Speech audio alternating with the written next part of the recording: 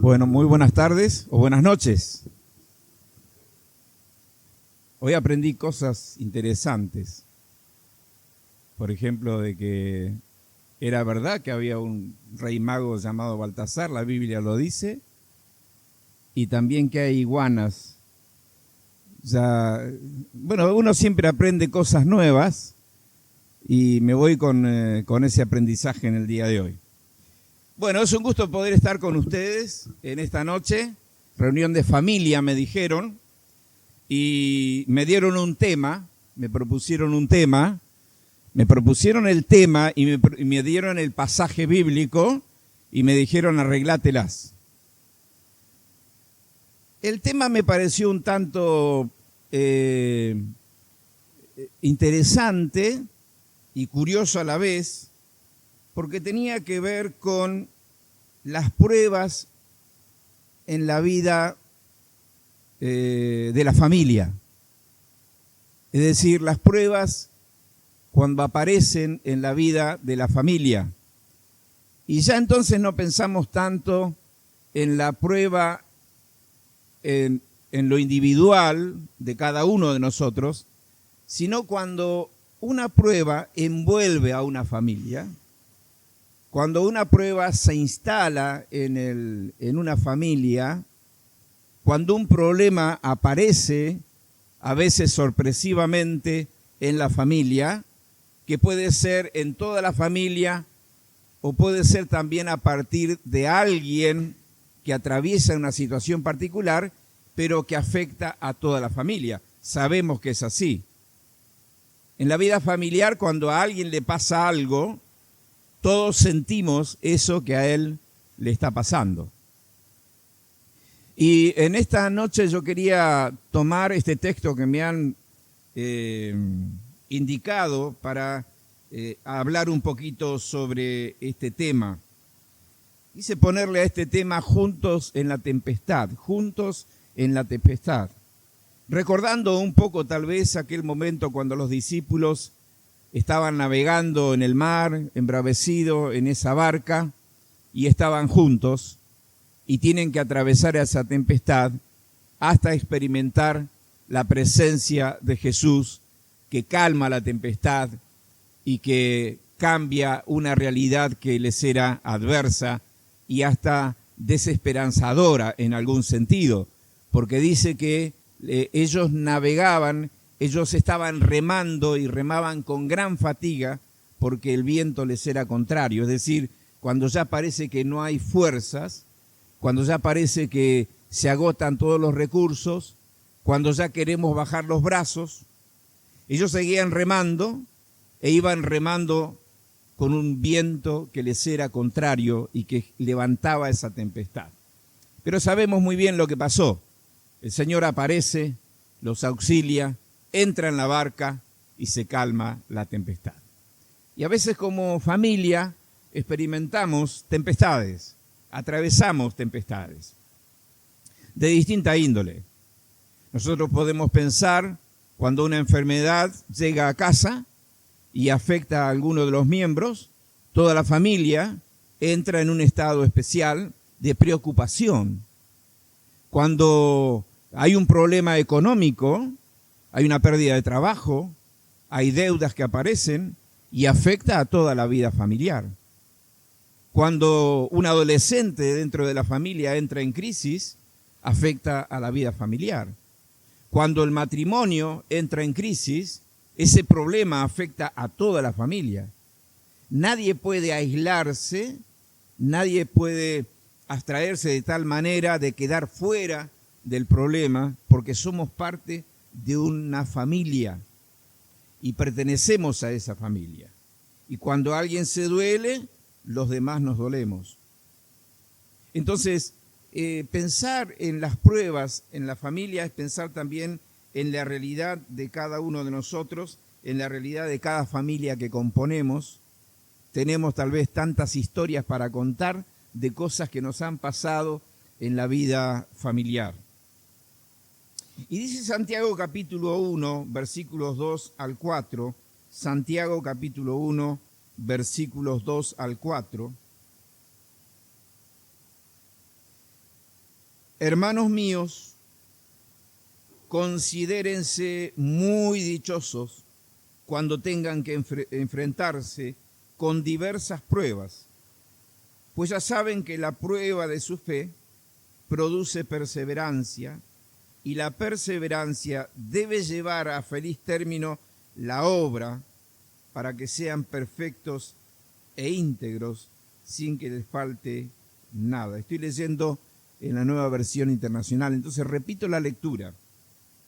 Hermanos míos, considérense muy dichosos cuando tengan que enfrentarse con diversas pruebas, pues ya saben que la prueba de su fe produce perseverancia, y la perseverancia debe llevar a feliz término la obra para que sean perfectos e íntegros sin que les falte nada. Cuando estamos atravesando una prueba, nos preguntamos qué es lo que ocasionó esa situación.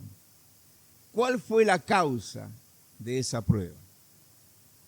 Y hemos aprendido en las Escrituras que hay algunas causas en las cuales se puede originar una prueba. Y es importante identificar la causa para saber cómo abordar esa problemática que está afectando a la vida familiar. En primer lugar, una causa de nuestras pruebas pueden ser nuestros propios errores, y entonces nuestros propios errores, nuestras propias equivocaciones, las cosas que hacemos mal, traen consecuencias. Y a veces una mala decisión trae consecuencias sobre la vida familiar. Es decir, ahora vamos a pensar en el tema de las pruebas, pero vamos a englobarnos dentro de lo que es la vida familiar. Porque muchas veces tratamos el tema de manera particular, individual, cuando somos afectados por una prueba en lo personal. Pero ahora vamos a pensar cuando una prueba entra en la familia. Y puede ser que no toda la familia se haya equivocado, pero a lo mejor alguien de la familia cometió un error, tomó una mala decisión, se equivocó o pecó. Y eso afecta a toda la vida familiar, la desestabiliza, la posiciona en otro lugar, sacude, conmueve la familia. La otra causa puede ser que podemos atribuir pruebas que de pronto no tienen nada que ver con que nos equivocamos, ni pecamos, ni tomamos una mala decisión. Pero no debemos olvidar que nosotros tenemos enemigos. Y hay 3 frentes en los cuales nosotros estamos permanentemente en lucha. 3 enemigos de la vida espiritual del creyente, pero 3 enemigos también que atacan a la familia. El primer enemigo somos nosotros mismos. Nuestra carne, nuestro egoísmo, nuestra tendencia al pecado, nuestra carnalidad. Es un enemigo que tenemos dentro nuestro, todos nosotros. Y que a veces ese enemigo ataca a alguien y a través de ese alguien afecta a la familia. El segundo enemigo que nosotros tenemos es Satanás. Satanás es el enemigo del creyente y es el enemigo de la familia. Y ha hecho una gran obra en este tiempo, un gran trabajo, porque ha provocado la desintegración familiar fuera y dentro de la iglesia, lamentablemente. Familias que se desintegran porque están siendo atacadas por Satanás. Satanás sabe cómo entrar en la vida familiar y sabe por dónde atacar la vida familiar.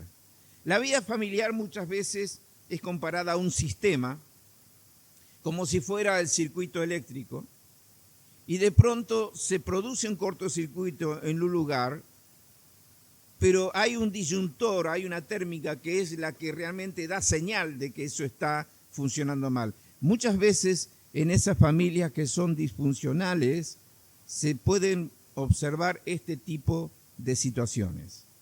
Ahora, no hubo pecado, no hubieron errores, no hubieron equivocaciones, no hubieron malas decisiones, pero está el enemigo de nuestras almas, que es Satanás, que anda, y lo voy a hacer una paráfrasis de esto, anda como león rugiente alrededor de la familia buscando devorarla. ¿Cuántas familias conocemos donde Satanás supo cómo entrar, desintegrarla y apartarla del Señor? ¿Sabe cómo hacerlo? Y dice el apóstol Pablo que no debemos ignorar sus maquinaciones y debemos tener discernimiento para saber cuándo viene un ataque desde ese lado. Y el otro enemigo que nosotros tenemos es el mundo, el sistema que gobierna la humanidad, el mundo, la mundanalidad. El mundo entra en nuestra familia, entra en nuestra casa, está siempre en nuestra casa. Nosotros creemos que el mundo está fuera de nosotros, pero el mundo está dentro de nosotros. Y últimamente, aquellas cosas que para aquellas cosas malas que a las cuales uno quería acceder, tenía que ir a buscarlas a algún lugar determinado, hoy están dentro de la casa. Hoy penetran nuestra familia. Y cuando entran en nuestra casa, entran en nuestros pensamientos, en nuestra mente, en nuestra vida familiar. ¿No han pensado ustedes en qué manera la familia está siendo afectada por los instrumentos tecnológicos que estamos utilizando diariamente? ¿Han visto ustedes personas que están compartiendo una misma mesa y cada uno está con su celular en la mano, incomunicados entre sí, pero comunicados con el mundo? Es un contrasentido. Aquellas cosas que son buenas y que podemos darle una buena utilidad, se instalan dentro de la familia y produce desintegración también. El mundo. El mundo también entra en nuestra casa a través de costumbres que son contrarias a los principios de la palabra de Dios. Costumbres, hábitos, ideologías, creencias, estilos de vida que son propios del mundo, pero no nos pertenecen a nosotros como cristianos. Ahora, nosotros estamos en el mundo, pero dice el Señor Jesucristo que nosotros no somos del mundo, no pertenecemos a este sistema, pero ese sistema está alrededor nuestro y está instalado también dentro de nuestra casa, el mundo. Muchas veces nosotros los creyentes estamos copiando la mundanalidad, y cuando decimos esto, no estamos hablando necesariamente de cuestiones inmorales. Yo les voy a decir algo que afecta mucho a la familia, a la vida familiar, y que pertenece a este sistema del mundo en el cual vivimos, como es el consumismo. El consumismo está destruyendo la vida familiar, está destruyendo la fe de muchos. Las iglesias están siendo afectadas porque hay una vida familiar consumista y el consumismo les ha llevado a trabajar muchísimo, tener varios empleos y no tener tiempo ni para el Señor, ni para la familia, ni para la iglesia, porque es el estilo de vida, el tener. Y cuando ese espíritu consumista está instalado en la familia, la destruye, porque nunca nos va a alcanzar todo para tener todo lo que queremos tener. ¿Sí o no? Nunca. Entonces, debemos estar atentos en qué medida nuestro estilo de vida como creyentes, en nuestra familia, es un estilo de vida mundano por el consumismo que hay. Y entonces tenemos que sentarnos y evaluar si nuestra vida espiritual, familiar, ha caído casi en una chatura. Si nuestra vida familiar ha perdido ese nivel de espiritualidad que en otros tiempos tenía. Si en casa solamente se balbucea una oración a la hora de comer, pero no hay un momento, por lo menos a la semana, para celebrar un culto familiar, donde nos podemos reunir a leer la palabra de Dios, a orar, o aunque sea 40 minutos, 30 minutos, 40 minutos. Si todo eso se va perdiendo en el camino que antes existía y era lo que sostenía la familia, estamos en problemas. Y entonces también tenemos que ver si los problemas que nos están afectando, que provocan el estrés, y el estrés lleva a estar en una hipersensibilidad, donde nos enojamos fácilmente, estamos atareados, estresados, no damos más, porque estamos muy ocupados. Y todo eso va deteriorando la vida familiar. ¿Saben lo que padecen los chicos de este tiempo? Lo que se llama el abandono emocional. Y de pronto en casa tienen todo, pero no tienen afecto, no tienen atención. Y estamos perdiendo una generación que está vagando como flotando en el aire. Ahora, ante este panorama de una familia que debe atravesar problemas, debemos nosotros también entender que hay problemas que, aunque seamos una familia con cierta madurez espiritual, una familia con cierto nivel de espiritualidad, que busca al Señor, que sirva al Señor, una familia que está consagrada al Señor, aunque estemos viviendo en ese estado de vida espiritual ideal que el Señor quiere, no debemos creer que eso nos saca de la posibilidad de que seamos probados. Porque la realidad es que todos seremos probados. Y entonces ya no es la carne, ni el diablo, ni el mundo, sino que realmente lo que sucede es que hay un propósito para nuestras vidas y Dios está actuando de acuerdo a ese propósito para nosotros. Y entonces, cuando descubrimos que no hemos pecado, no nos equivocamos, no tomamos malas decisiones, cuando descubrimos que tampoco estamos siendo atacados por ningún enemigo, entonces debemos reconocer que Dios está actuando en su soberana voluntad y está permitiendo pruebas en nuestra vida porque está trabajando en nuestro carácter, está trabajando en nuestra alma, en nuestros corazones, está trabajando en la vida familiar. Y cuando Dios tiene propósitos para una familia y ha decidido que esa familia sea un instrumento como testimonio para otras familias para que conozcan al Señor, puede ser que antes de ser utilizados tenemos que pasar por pruebas, por dificultades, para fortalecer nuestra fe. Dios es soberano.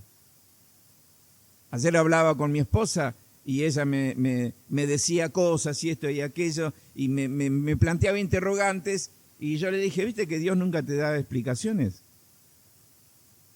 Y Él hace lo que Él quiere y no nos rinde cuentas y no nos da explicaciones porque Él es soberano. Entonces también las pruebas que nosotros atravesamos puede ser una demostración de la soberanía de Dios. Tenemos casos en las Escrituras. El caso emblemático es Job. Job realmente, aunque lo culparon de un montón de cosas, nosotros sabemos que fue porque Satanás lo pidió para atacarlo, Dios lo permitió en su soberanía. Dios tenía un plan para la vida de Job, incomprensible para nosotros, incomprensible para la familia. Pero Dios es soberano y hace las cosas así.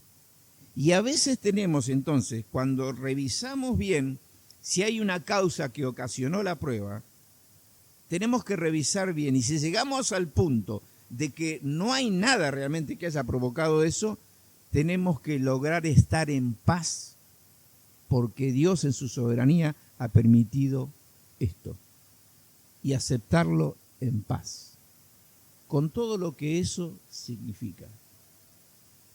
No sin lágrimas, no sin enojos, no sin interrogantes, sin respuestas, pero tenemos nosotros que pensar en que Dios está actuando de una manera soberana en nosotros.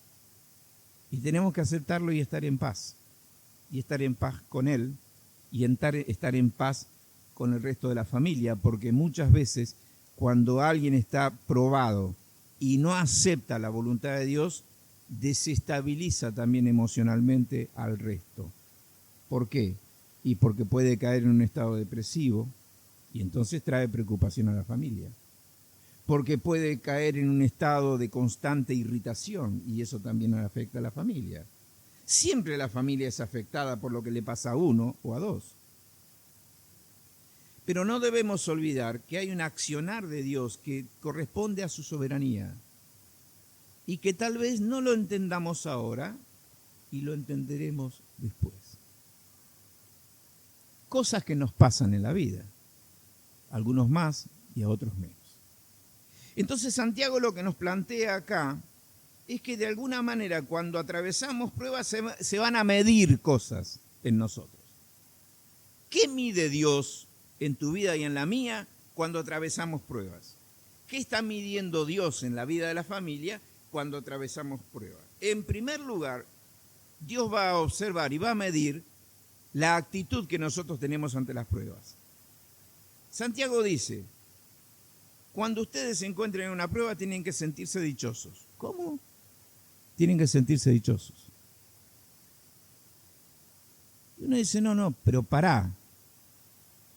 Me parece que esto es casi un contrasentido, no tiene razón de ser. Yo estoy atravesando la prueba y encima Dios me pide que me sienta dichoso. Bueno, esto tiene que ver con la actitud. La fe que produce una actitud positiva. ¿Por qué? Porque yo entiendo y creo de todo corazón que nada de lo que me pase en este mundo y en esta vida está fuera del control de Dios. Yo lo creo. Y como yo lo creo, entonces yo siento la dicha de saber, no porque me siento dichoso y me pongo feliz por lo que me pasa, sino porque sé que en medio de lo que me pasa está el propósito de Dios y está Dios presente en todo momento. Sentirse dichoso, un contrasentido. Pero dice que podemos experimentar la alegría de saber que soy un hijo de Dios, que Dios nunca me va a dejar, que Él tiene un plan que tal vez no lo entiendo, pero que Dios está trabajando en mi fe y en mi dependencia de Él.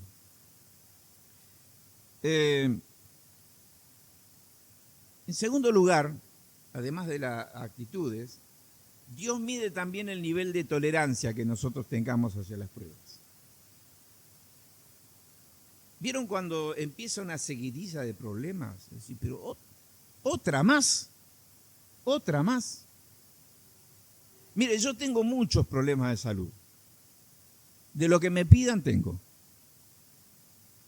Yo le decía a María Graciela que mi señora me dijo, yo te tendría que haber pedido primero la historia clínica antes de casarme con vos.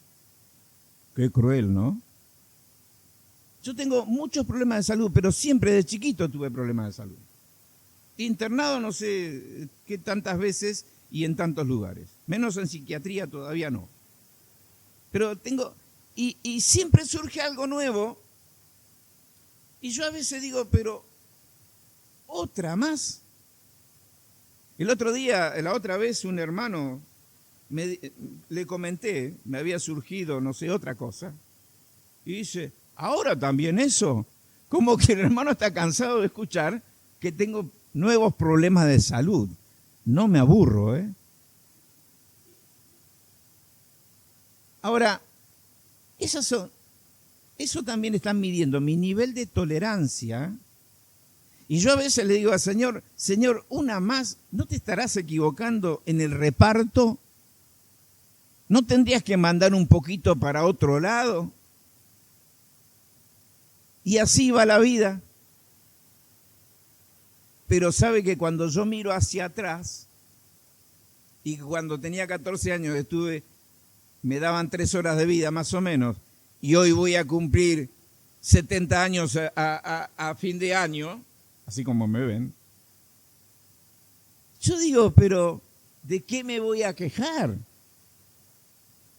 Es decir, el nivel de tolerancia tiene que ver, ¿por qué? Porque dice que las diversas pruebas, diversidades de pruebas, no hay una sola prueba, no hay una prueba igual. Hoy es una cosa, mañana es otra, mañana es otra, mañana es otra. Así es la vida. Así es la vida. Y cada prueba, cada diversa prueba, es una nueva lección que yo voy a aprender. Es una nueva lección que yo voy a aprender. Yo tengo un serio problema en la vista ahora. Yo veo aquí hasta la 4ª fila, el resto no los veo, así que pueden dormir si quieren tranquilamente. No me doy cuenta. Y yo tengo que aprender a convivir con este problema y he tenido que tomar una decisión drástica, tremenda, traumática, como es de darle el volante del auto a mi esposa para que definitivamente ella maneja siempre. Me está saliendo bien. Maneja muy bien. Pero dependo de ella. Entonces eso genera un cierto conflicto. ¿Qué está midiendo Dios? El nivel de tolerancia. La diversidad de pruebas. Mide tu nivel de tolerancia. En tercer lugar, Dios mide también la fe. Y acá en el texto dice que la fe que Dios espera en vos y en mí y en la familia tiene que ser una fe activa, una fe que produce, una fe productiva, no una fe pasiva. Y parece ser que el método de Dios para que tu fe y la mía sea productiva son las pruebas. Romanos capítulo 5, Pablo habla de esto y dice: la tribulación produce paciencia. La tribulación produce paciencia. La fe productiva es la fe que no se queda siempre al mismo nivel, sino que crece y da fruto, produce. ¿Qué produce en este caso? Bueno, un carácter maduro, la perseverancia, la constancia. Esas son las grandes lecciones que Dios nos da para que nosotros podamos adquirir una fe activa, una fe productiva. Y en cuarto lugar, ¿qué mide Dios con las pruebas en tu vida y en la vida familiar? La madurez espiritual. Cuando habla de perseverancia, habla de constancia, habla de fidelidad, pero además incluye otra idea, otro principio aquí, cuando habla de integridad. Integridad. Dice allí: y la perseverancia debe llevar a feliz término la obra para que sean perfectos e íntegros sin que les falte nada. La palabra perfección allí es la palabra madurez. Y la madurez se demuestra también en la integridad. Y la integridad tiene que ver con los valores. Y en esto quisiera poner un poco el acento, porque si hay algo que estamos padeciendo en este tiempo como creyentes y como familias, es la distorsión de los valores, la ausencia de valores, la pérdida de valores, porque los antivalores han entrado en casa especialmente a través de las pantallas. En una familia que tiene madurez espiritual se pone un filtro, se controla el control, se advierte, se enseña, se acompaña, no se prohíbe, lo más fácil es prohibir. El otro día mi nieto, que tiene 12 años, me dice: Abu, ¿viste el Eternauta? le dije, mira, miré el primer capítulo y el segundo, después no lo seguí, no tuve tiempo. Interesante. ¿Qué te gustó? Me dice. Me parece bárbaro, me parece interesante el poder analizar las conductas de las personas en un estado de crisis a nivel grupal, a nivel de comunidad. Cuando entra una crisis, cada uno de las personas tiene sus reacciones, sus actitudes. Las pruebas sacan lo peor y lo mejor de nosotros. Y entonces le dije, me quedé con eso. Me dice, pero lo tenés que seguir viendo porque cambió todo después. Y le dije, ¿vos la viste? Sí. ¿Y cómo la viste? Con mi papá. Ah, eso es interesante. Un padre que dice, vamos a ver juntos esto. Y vamos a charlar sobre este tema. Vamos a ver qué sacamos de positivo de esto. Y a mí me gustó eso. Que haya un padre que se siente con su hijo a ver algo y después charlar sobre lo que ven. No podemos abandonar el control remoto, las pantallas, no podemos liberar todo, porque allí están los antivalores y tenemos que cuidar la vida familiar de todo ese tipo de ataques. Así que nosotros podríamos pensar cuando hablamos de pruebas, podemos hablar de un montón de pruebas, de la enfermedad, de pérdidas, de duelos, de crisis, de problemas materiales, de un montón de problemas que son esas pruebas que se instalan en la vida familiar. Pero cuando hablamos de pruebas, hablamos también de tentaciones. Cuando la familia es probada, es tentada. Y cuando alguien de la familia es tentado a tomar una mala decisión, a abandonar algo, a tomar algo que no corresponde. La vida familiar es compleja, pero se hace mucho más compleja cuando dejamos que esas pruebas tomen el control de la vida familiar y cuando no tomamos, como decimos, el toro por las astas, para tomar nosotros el control de esos problemas y enseñar en familia y compartir los problemas en familia. Mire, cuando nosotros teníamos nuestras hijas pequeñas, yo tenía el hábito de hacer reuniones familiares. Mis hijas siempre se acuerdan.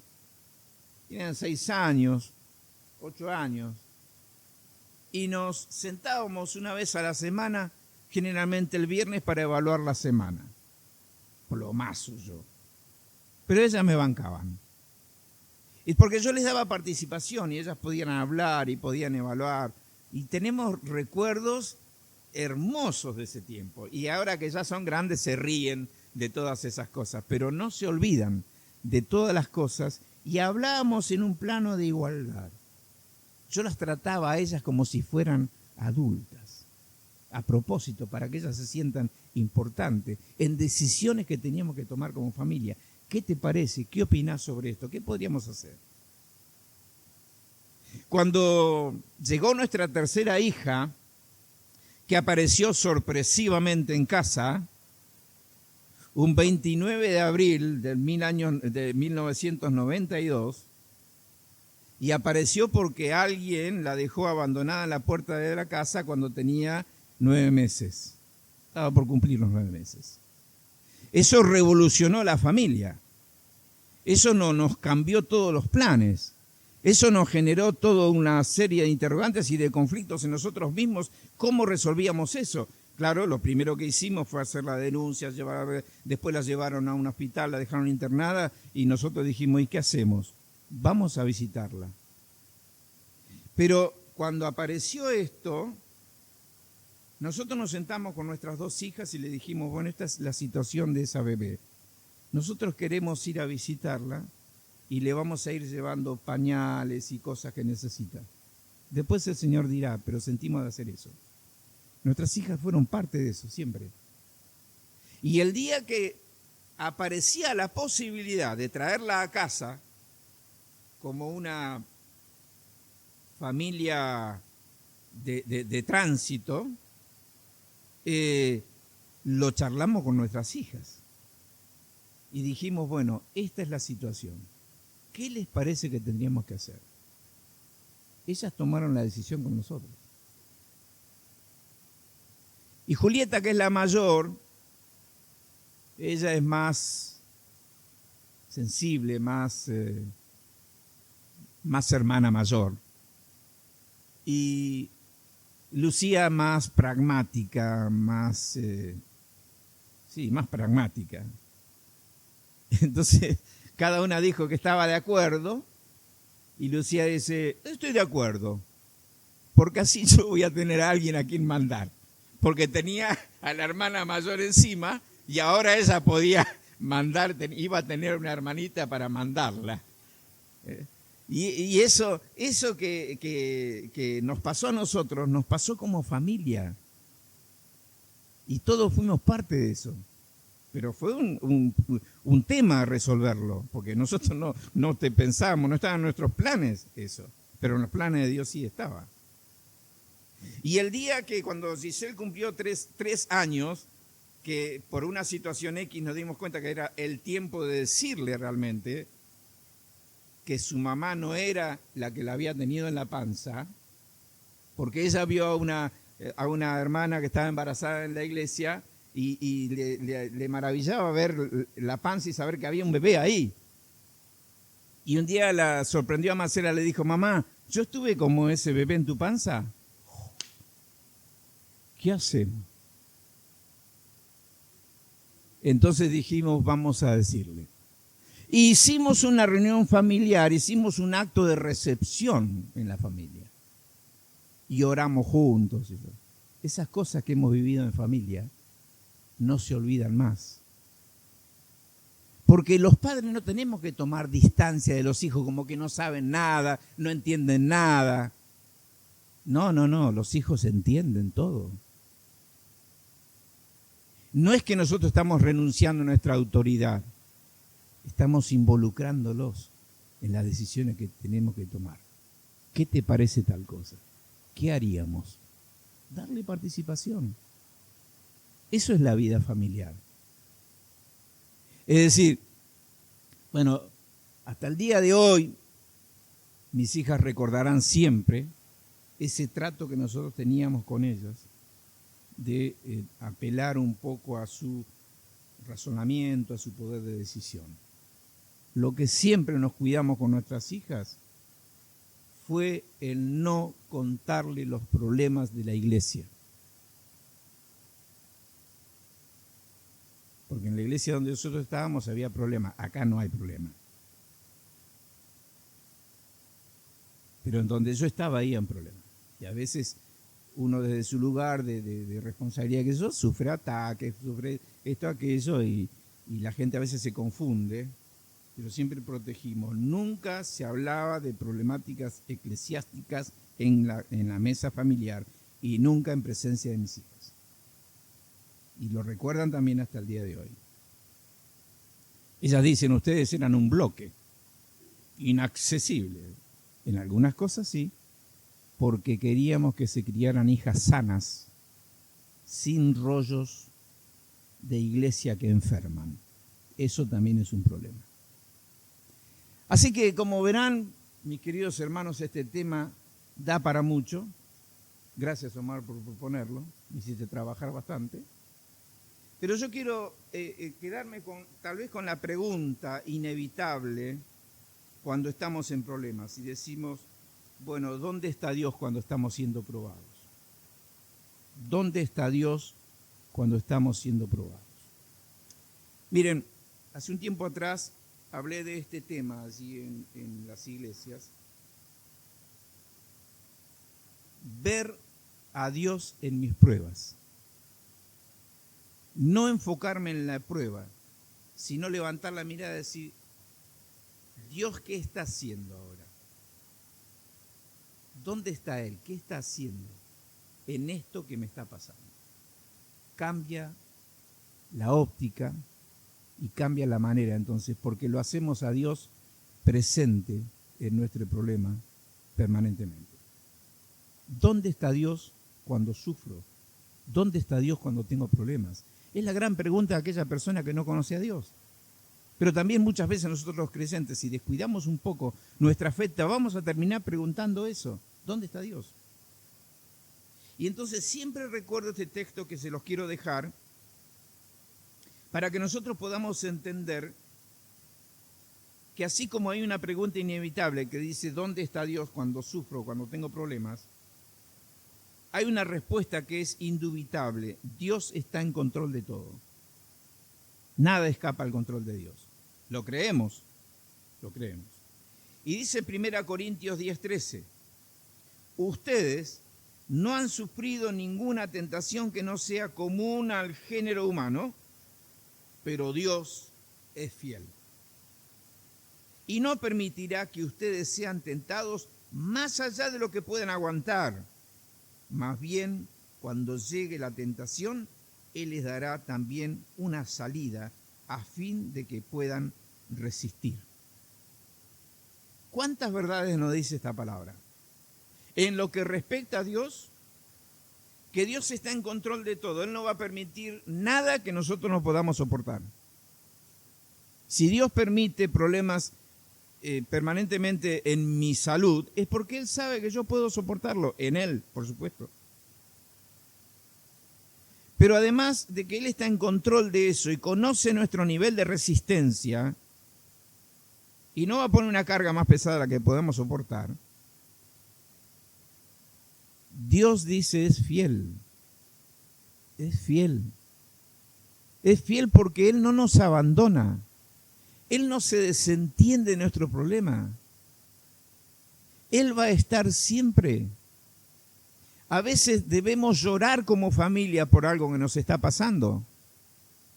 Pero aún en las lágrimas debemos declarar la fidelidad de Dios. Dios es fiel. Él no nos abandona. Él no nos deja. Él está allí siempre, siempre. Pero además dice que Dios, así como permite una prueba, una tentación, y a veces sentimos que estamos encerrados, que no sabemos qué decisión tomar, ¿para dónde voy a salir disparado? No sé qué hacer. Dice, quédate tranquilo porque Dios ya previó la salida. Ya hay una salida, ya hay una puerta. ¿Por dónde vas a salir de este encierro? Hay una salida. Muchas veces yo me lo digo cuando estoy en problemas. Hay una salida. Esto tiene una salida. Lo que nunca Dios me dice es ni cómo ni cuándo lo va a hacer. Se reserva eso Él. Pero yo sé que lo va a hacer. No sé ni cómo ni cuándo, pero sé que lo va a hacer. Porque Él es fiel en lo que promete. Amén. Este es el Dios a quien tenemos que mirar cuando estamos en una prueba, cuando estamos en problemas. Y tal vez en tu familia hay pruebas que están instaladas. Hay situaciones que no se pueden resolver. No sé cómo se llamará esa situación, cómo se llamará esa prueba. Pero podemos tomar entonces este pasaje de Santiago para ver qué está midiendo Dios en mi vida en medio de las pruebas que tengo que atravesar. ¿Qué mide Dios? ¿Qué está observando Dios? ¿Cómo respondo yo a esa prueba? Y entonces recordamos que mide la actitud, que mide la tolerancia, que mide la fe y que mide la madurez espiritual. Que sea esta palabra tal vez como de un cambio de visión de los problemas. Pero cuidar nuestra familia, y muchas veces una prueba puede ser el gran instrumento de Dios para acercarnos más a Él. ¿Cuántas familias buscan a Dios recién cuando están en problemas? Cuando están atravesando una prueba.